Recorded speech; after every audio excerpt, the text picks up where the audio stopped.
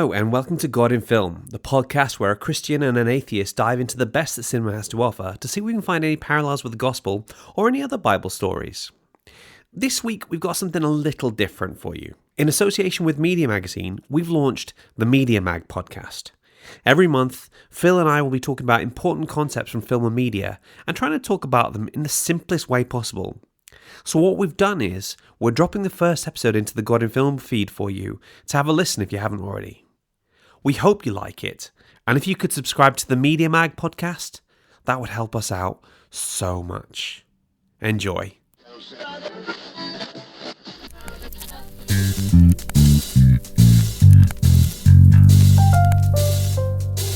Hello, and welcome to the first episode of the Media Mag podcast, the podcast for students of film and media, or anyone who just wants to know more about media stuff. I'm media coordinator and education writer, Giles Phil. And I'm photographer and filmmaker, Phil Coleman. And in this podcast, we'll be taking some of the trickiest concepts in media and breaking them down into simple terms. But first, a little bit about ourselves.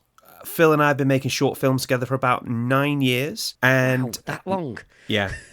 And we've been working on creative stuff ever since. Mm-hmm. Before I was a writer, I taught English and media for a little over a decade, whilst Phil has an MA in filmmaking and basically knows everything there is to know about the practical side of things. In short, I'm the academic one, he's the technical one. It's a good dynamic and it works really well. Yeah. So our first ever question comes from Lydia in Hampstead School. Hi, I'm Lydia from Hampstead School. What is postmodernism? So today, in our section called The Theory Drop, we'll be looking at postmodernism, where it came from, who are some of the key thinkers, and what it looks like. Phil, if you had to sum up postmodernism in 10 seconds, what would you say? I'd say I'd need more than 10 seconds, to be honest, Giles. It's quite a broad concept, with which I don't know if you can sum it up in 10 seconds. Okay, well, by the end of this section, you'll be able to define it in 6 seconds, okay? Ooh. And four seconds to spare, 4 seconds to just play around with if you want, okay? Yeah, 4 seconds, just to bank those 4 seconds for another day, you know.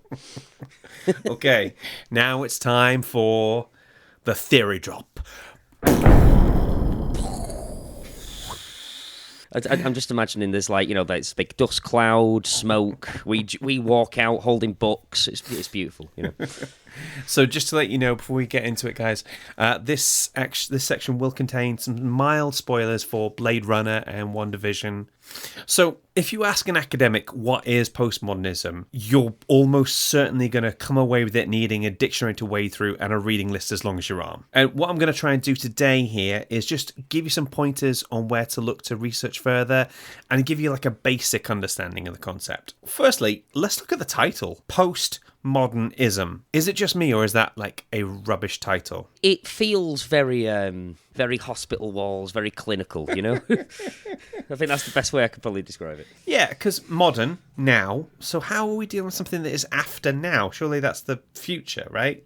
But to get your head around this, to really get a good understanding of it, you need to know what modernism as a movement is, because postmodernism is relating to modernism. In essence, if postmodernism is the cheeky teenager, then modernism is the parent having the midlife crisis. You with me? That's a good way of putting it. I like that. Thanks. So basically, right, modernism as a movement comes about in the early part of the 20th century, and you can sort of sum it up as like a loss of belief in things that we'd traditionally place our trust. So God, society, government, authority, personal relationships, all that sort of thing. Now, Just a quick question for you. What happened at the start of the 20th century that just might make people lose their faith in all these institutions? Well, there was that big war. There was quite a big war. In fact, some called it the Great War, in fact. And with good reason as well. It affected pretty much everybody. Yeah, exactly. So if you imagine you're a soldier in the First World War, your generals who are sort of supporting the government that put you there, who told you that this would all be over by Christmas. The generals are now sending you over the front line into enemy fire where you or your mates are going to be mown down. if you're lucky enough to survive, there's not really the support system in place when you get home. Oh, and by the way, your girlfriend who you love dearly has just written you a Dear John letter. So it's not really that surprising that come the 1920s, there are a lot of people who no longer really believe in God. They don't really believe in love. They don't trust their governments anymore. They was called a lost generation, right? You know, they were basically sort of more interested in sort of drinking and having a good time than anything else. And the lost generation was basically the millennials of today and of the past. Sorry. Sure. Yeah, that makes sense. So we get this strong sense of like disillusionment. You with me? Of course. I mean, it was horrifying, and I'd wonder about their mental health if they weren't depressed, so because they must be hiding it. So around about this time, we also get Friedrich Nietzsche's belief that God is dead coming out, Marx's criticism of capitalist society. Obviously, that's been around for a while, but it really starts to sort of pick up steam even more, and especially after we heard the Russian Revolution. And this feeling related to this shift in perspective often tend to have a sense of like disappointment or betrayal and a rebellion against like these modern establishments. So if you think of it like this, if modernism is beginning to question authority, then postmodernism is making fun of authority to its face. So postmodernism takes this concept of questioning traditional structures and just takes it a step further. There's this other critic called Roland Barthes. Have you ever heard of an essay called Death of the Author? Yes, I have heard of that. I can't say I've read it, but I've heard of it. First of all, it's written in French, and it's a play on Le Mort d'Arthur, but it's Le Mort d'Arthur. So the death of Arthur, the King Arthur story. Oh, I see. I get you. Right. Death of the author instead. Exactly, yeah. So in it, he went against the tradition when he said that a writer's opinions, intentions, or interpretations of their own work is no more valid than anyone else's. You've seen Blade Runner, yeah? Absolutely. It's one of my favourite films. So to give a simple example, that means that just because Ridley Scott thinks Deckard is a replicant doesn't mean that you, the viewer, have to think this if you don't want to. Whatever's in the text is what's important. What the creator of the text thinks isn't that much of an issue. Interpretation is one of the great things about art and about cinema, is that the audience can make their own decisions. That sort of autonomy is kind of crucial for its longevity, in my opinion. Absolutely. So audiences are free to interpret a work however they choose, irrespective of whatever the creator thinks. So the death of the author is the next step after Nietzsche's God is dead statement. And with it comes a need to kind of like push the boundaries on what a text is. So postmodernism can be found in literature, architecture, art, all this sort of stuff. But we're really just going to focus on film and TV because that's the stuff that we actually know about. Okay? There's a few different key things that you tend to see with postmodernism.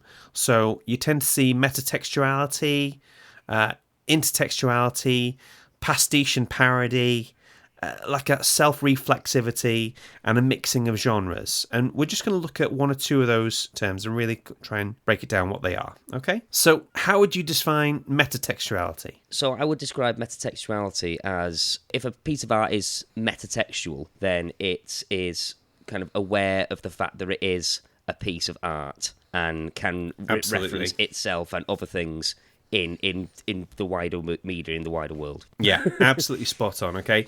Metatextuality is where text draws attention to the fact that it's a text. It points the process of its own creation. Let's take an example from a fairly recent film, I, Tonya. Did you ever see the trailer for that? I saw the trailer for it, but I never actually got around to watching it. I mean, there's so many films. Oh, you need to check it out. It's a phenomenal film. So there's one bit in the trailer where Margot Robbie, in the title role of Tonya, she basically is chasing her boyfriend through the house, carrying a shotgun, and it says, and she's shooting at him. And whilst she's changing cartridges, Tonya looks straight at the camera and says, "I never did this." So it's I think I have seen this. Is she like a figure skater or something? Yeah, exactly. Yeah, that's the one. I have seen it. I'm just an idiot. So this is a brilliant example of metatextuality because the character is disagreeing with the story as it happens. This links very closely with the death of the author by making us question the reliability of the narrator. So we as an audience need to trust the storytellers in films, or else we run the risk of rejecting the whole thing. So one of the things you see in metatextuality is like the unreliable narrator. You know, we normally have to rely on exactly what the narrator's saying, that we trust that they are telling us the truth. And an unreliable narrator is really sort of questioning that and kind of undermining it as you go along. Mm-hmm. Another brilliant example of metatextuality. Have you ever seen Stranger Than Fiction? I have not. And I definitely haven't seen that one this time. So that is a massively underrated film. It's one of my absolute favourites. It's got Emma Thompson narrating the life of Will Ferrell's character, Harold Crick. And there's a brilliant shot in the trailer where we see Harold brushing his teeth. And in the voiceover, it says, "When other minds would fantasize about their upcoming day, Harold just counted brushstrokes." And then at that point, Harold stops, spits out the toothpaste and says, "All right, who just said Harold just counted brushstrokes?" I'm an idiot. I have seen that film. I forget what I've seen. I forget what I've seen. But yes, I have seen that film now. Yeah. And it's absolutely excellent. And when you said Emma Thompson and Will Ferrell, I was like, oh yeah, that one. Mm-hmm. I love that film with my whole heart. That's fantastic. Obviously, when we hear a voiceover and we see like non-diegetic sound being used in it, we don't expect the character to then be able to respond to it. Do you know what I mean? Yeah, I love that. I thought that was such a great device in that film. Yeah. And it just that whole thing informed the entire plot, and it was wonderful. Loved it. Absolutely, just hooks you in right from the start. So we have a character who breaks a narrative film convention by showing awareness of like this omniscient narrator. The film then goes on to follow Harold as he tries to find the apparent author of his life and tries to get her to change the ending, because in it he finds out from the voiceover that he's going to die. Yeah, he's like, what? So it's a film that's metatextual because it lets the protagonist know he's in the story and draws attention to the absurdity of the non-diegetic voiceover. Mm-hmm. Metatextuality can really force audiences to examine the very forms of filmmaking and the assumptions it brings with it. But like, what happens when these questions go beyond the style of the filmmaking and starts to influence the content of the narratives? Have you ever heard of a theorist, Jean-Francois Lyotard? The name rings a bell. Basically, he says in The Postmodern Condition, which is one of the first texts to use the phrase postmodern, he says the grand narrative has lost its credibility. And it's easy to see how some institutions are questioned. So religion as an institution has historically lost followers over the last few centuries. Secular ideologies such as Marxism have seen to fail when put into practice. And the American dream has failed more times than you can count at this point, you know? So what happens when this skepticism is applied to another far-reaching institution such as the media? People are forced to rely on media institutions to give us a global picture of the world we live in. Like, we can't be there for everything. Sometimes we have to rely on what people are telling us, don't we? Yeah, of course. I mean, we're not omnipresent, so we can't see everything all the time. So as media audiences have gotten more sophisticated over the years, we realise on some level or other that the images that we see are being mediated to not necessarily give us the whole story. Absolutely, yeah. So then this brings me on to like this kind of anxiety over like what is real and what isn't. And this leads me on to another key postmodern thinker, my absolute man, Jean Baudrillard. Oh, yeah. I hope I'm pronouncing that dude's name right.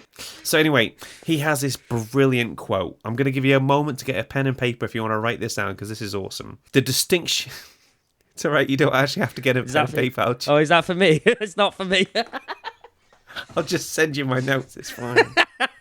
Okay. Anyway, Baudrillard had this brilliant quote where he says, "The distinction between what is real and what is imagined is continually blurred, and meaning is systematically eroded." So in terms of films, the anxiety over what is real and what's not starts to get to turn up in films like The Matrix or The Truman Show or Inception. Do you remember when Cobb's wife in Inception, she wants to live in the dream world because she believes that that's the real world to her, you know? Yeah, the dream became her reality. That's such a sad part of that film as well. Right? It really got me, that.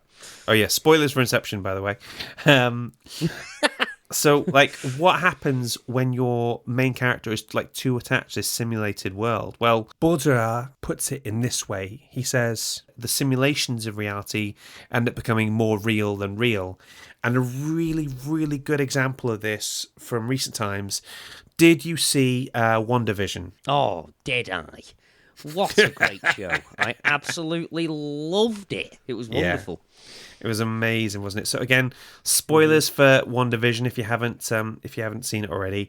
But Wanda, basically, whilst dealing with trauma, she reinvents this small town of Westview into like a sort of 1950s, 60s, 70s, 80s sitcom. And Vision, who has been killed by Thanos. Again, spoilers for Infinity War. We've had a few years now, though, you know what I mean? So. Yeah. If you haven't seen Infinity War by now, that's on you. That is all on you, okay? So what she does in that is that she creates her own version of Vision, like entirely from scratch. And essentially making him, here's a word you're going to like, a simulacrum of the original Vision. That's a good word. Yeah, but it's a very faithful copy, and then he ends up becoming more real than real to her. Do you know what I mean? Yeah, he ends up becoming sort of almost like a comfort, because even though he's not the real Vision, he's just as real to her because she doesn't want to accept that he's gone. Absolutely. So you get to see that sort of more real than real anxiety shown brilliantly there. I mean, if you wanted to see it in anything else, you could look at shows like Humans, or you could look at films like Blade Runner or Battlestar Galactica or Westworld. This constant anxiety about what's real and who's real, and the fact that in a lot of cases we find it easier to empathize with characters than real human beings. Do you know what I mean? Yeah, absolutely. When we get to the heart of it, here's what I really like about postmodernism, is that it's actually really so much fun, okay? It can be used to be like groundbreaking and traditional at the same time. We have films that seem to jump between postmodern and traditional like an aggressive game of hopscotch. Okay. One of the most postmodern, metatextual, intertextual films you're going to see is Deadpool, right? Oh, yeah, 100%. Man's the king of it. He's got metatextual quips, he's got references to like the Green Lantern film or the other things, the rest of it. So really sort of pushing the boundaries in a lot of areas, right? And yeah, he's still a charismatic hero that gets powers, fights bad guys, and gets the girl at the end. You couldn't get much more traditional of a storyline if you tried. It's a traditional storyline with a completely non-traditional character with powers, with the power of metatextuality. You know what I mean? It's ridiculous. Absolutely. So when I said that that you could sum up postmodernism in 6 seconds, we're going to do that now. Okay, you ready? Oh, no. Okay. All right, go on then. Here we go. Postmodernism is a cultural movement that distrusts all established philosophies and frequently experiments with the medium it is presented in. Write that one down, listen to it again, and when your teacher asks you, say that one to them. You will sound really smart, I promise you. I already feel smarter having listened to it. So, you know, you want to get that one written down. That's really good. Does that sum it up then? Do you feel confident that you get a better understanding of postmodernism? Yeah, much more than I did when I first started. Again, like, you know, I think you've managed to sum it up quite nicely. I think being able to attach that movement to like modern piece of art and film and such that you may have seen and being able to recognise it, I think that really helps as well. Absolutely.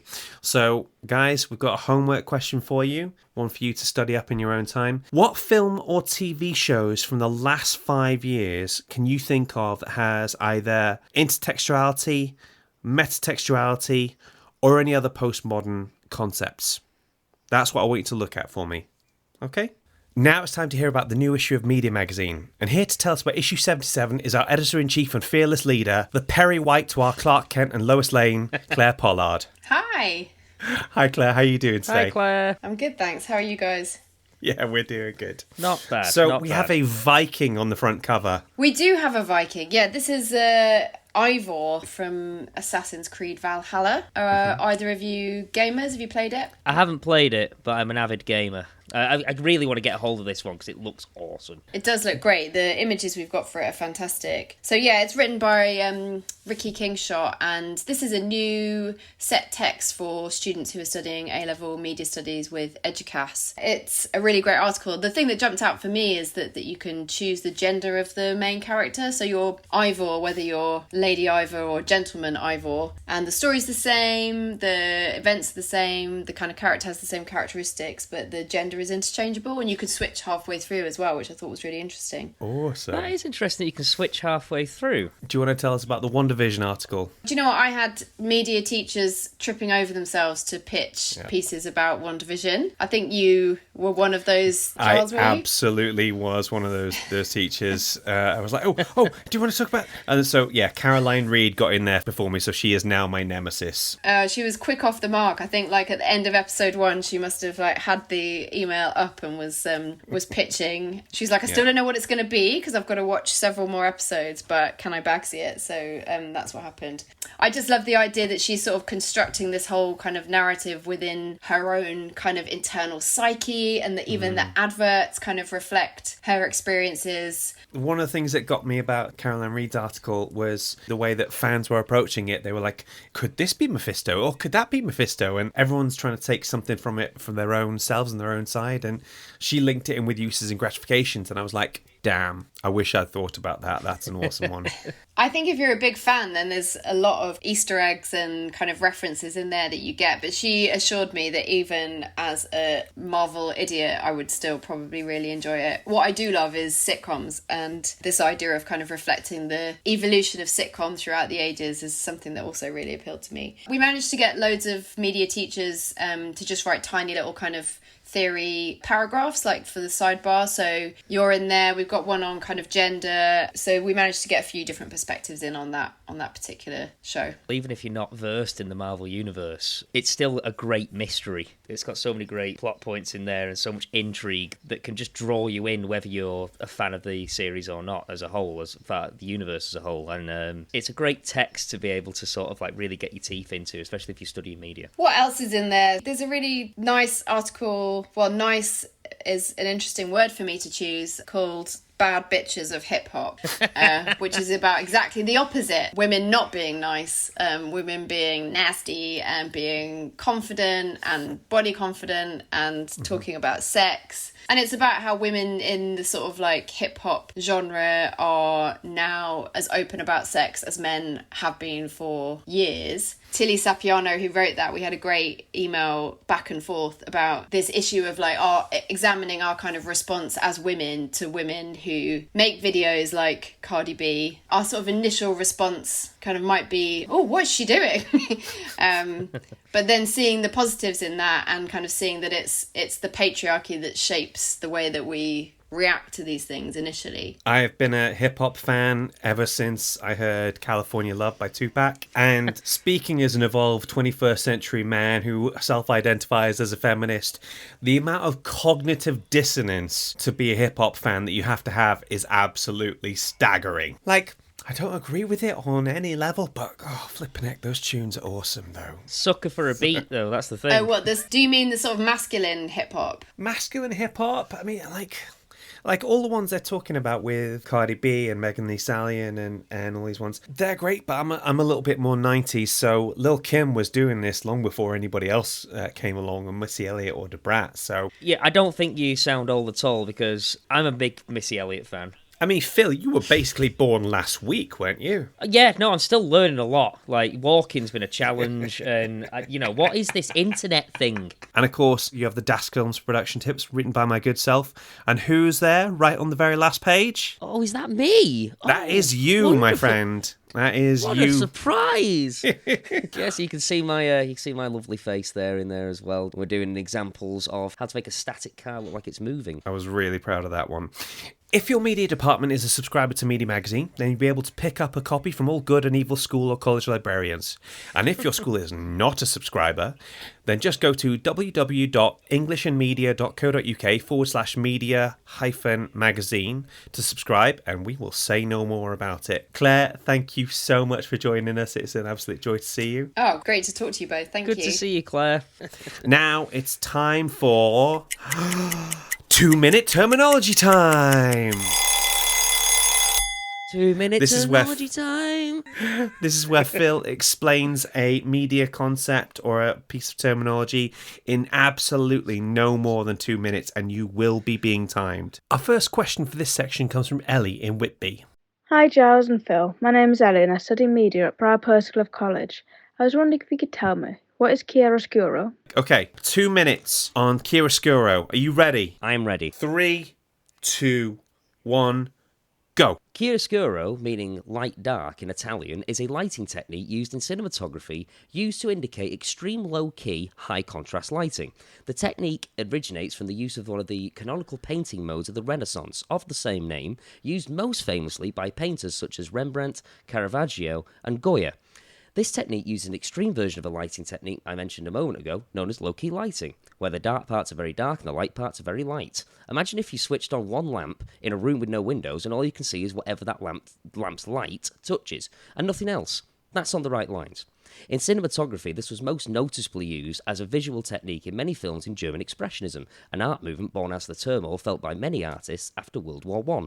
Artists such as Fritz Lang, who created the 1927 science fiction masterpiece Metropolis, used this quite a lot as well. In modern-day film, this kind of technique has informed many stylistic choices in Western cinema, most notably in film noir and horror.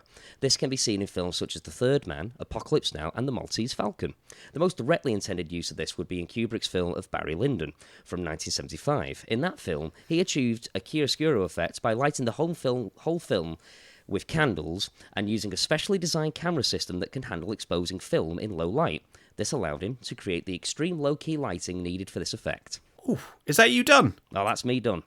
1 minute and 24 seconds. That is awesome. Well done. Thank you very much. I'm very proud of myself for that. Yeah, that was good. Do you know what? I was watching St. Maud, a film that came out recently about a nurse who has mental health problems. And there's lots of chiaroscuro used in there. Really sharp light and shadows in there. And it looked really evocative. I'm itching to shoot a film myself using a lot of chiaroscuro just because I really like the lighting techniques and hoping can sort of write that into a film that I want to make at some point. Well, it's essentially just not using a fill light a lot of the time, is it? You know, just not using a fill or just a key a lot of the time. It's literally just using less lights. If you can use one light and light the whole scene, chiaroscuro. Yeah.